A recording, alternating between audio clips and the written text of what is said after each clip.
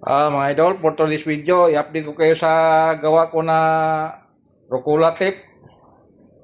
Ito, hindi pa siya natapos wiring. Dahil naubusan tayo ng soldering lead.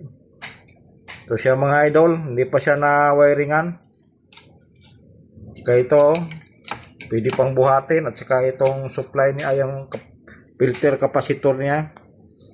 Yung filter capacitor pala nito mga idol is 63 volt, 10,000 microfarad.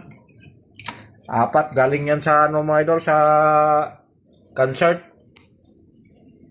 Tsaka ang supply niya dito mga idol, ito mga idol, 50-050 yan mga idol. At saka 24-024. Itong mga, yung EI, itong ano mga idol, para to dito sa tune control, yung isang transformer na EI. Yan, 12-012 to mga idol, supply to sa tune control.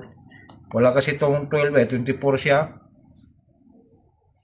Ito mga idol.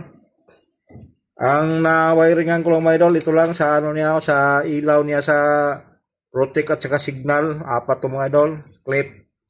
Tsaka sa power, ito mga idol.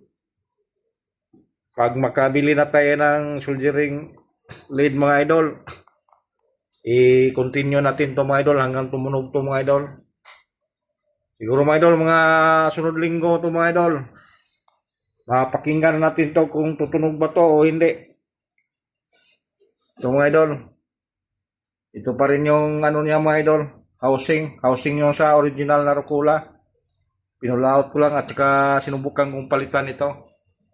Kaya gusto kong marinig din ang tunog dito mga idol.